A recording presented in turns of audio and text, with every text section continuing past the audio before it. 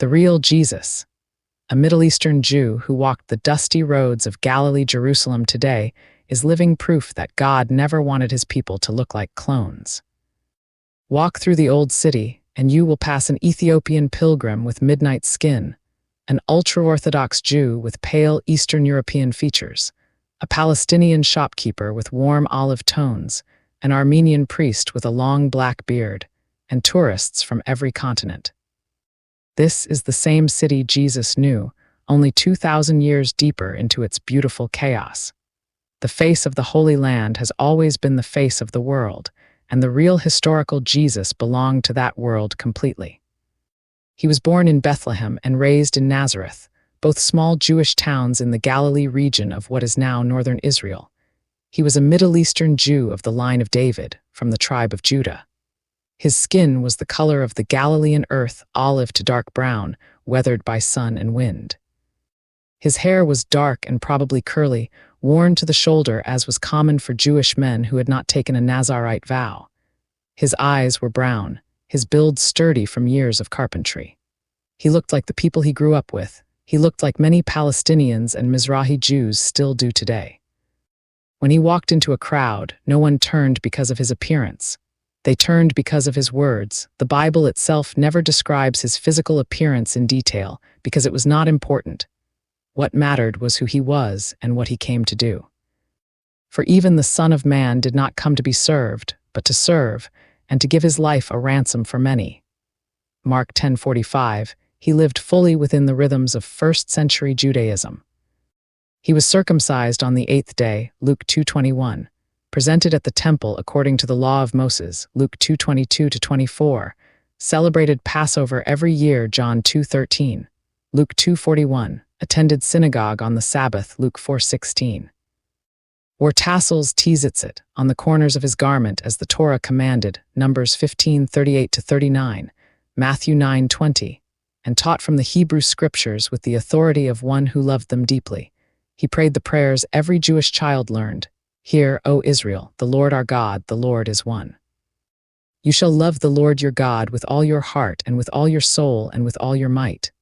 Deuteronomy 6:4-5, and when he taught his followers to pray, he gave them a prayer rooted in Jewish tradition. Our Father in heaven, hallowed be your name. Your kingdom come, your will be done, on earth as it is in heaven. Matthew 6:9-13, he was not starting a new religion. He was calling Israel back to the heart of the Torah, justice, mercy, and walking humbly with God, Micah 6:8.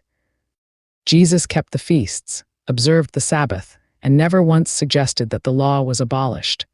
What he did attack was the way some religious leaders had twisted the law into a burden instead of a blessing. Woe to you, scribes and Pharisees, hypocrites! For you tithe mint and dill and cumin, and have neglected the weightier matters of the law, justice and mercy and faithfulness. Matthew 23:23, he healed on the Sabbath and then asked, is it lawful on the Sabbath to do good or to do harm, to save life or to kill? Mark 3:4. His point was never to break Torah, but to reveal its true purpose, love for God and love for neighbor. You shall love your neighbor as yourself, Leviticus 19:18, was the verse he quoted more than any other. His ministry was soaked in compassion for the poor, the sick, the outcast, and the sinner. He ate with tax collectors and prostitutes, Matthew 9:10-13, touched lepers, Mark 1:41, spoke gently to a woman caught in adultery, John 8:1-11, and welcomed children when his own disciples tried to push them away, Mark 10:13-16. He fed 5,000 hungry people with 5 loaves and 2 fish, John 6:1-14, and then taught, do not work for the food that perishes, but for the food that endures to eternal life, which the Son of Man will give to you. John 6:27, he told stories, parables drawn from everyday Jewish life. A father running to embrace his prodigal son, Luke 15:11-32. A Samaritan showing mercy while religious people passed by, Luke 10:25-37.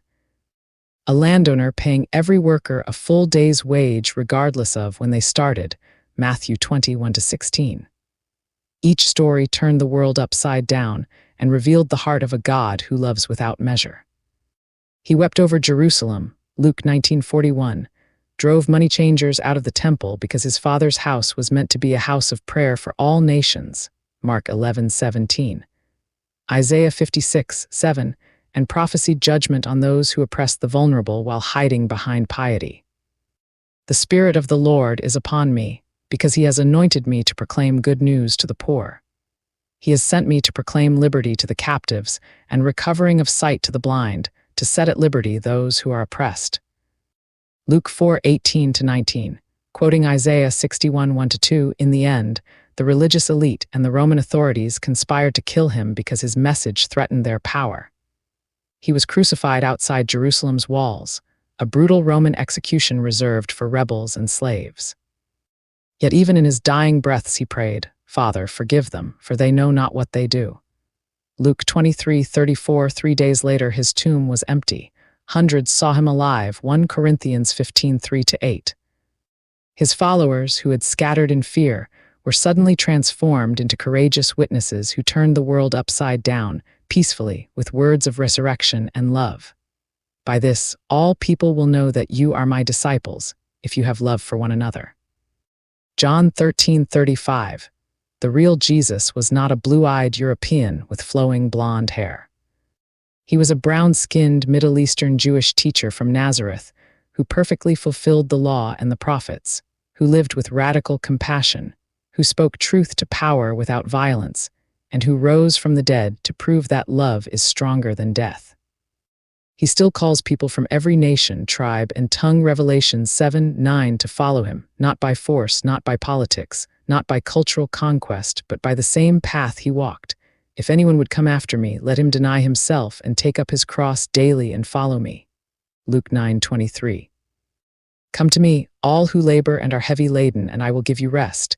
Take my yoke upon you and learn from me, for I am gentle and lowly in heart, and you will find rest for your souls. Matthew 11:28-29. That is the real Jesus, not a myth, not a brand, not a political mascot. A Jewish man from the Middle East whose love changed everything, and he is still changing hearts today, one surrendered life at a time. I love you all. Thank you so much for listening. Love always. Santiago, D.C. Maria.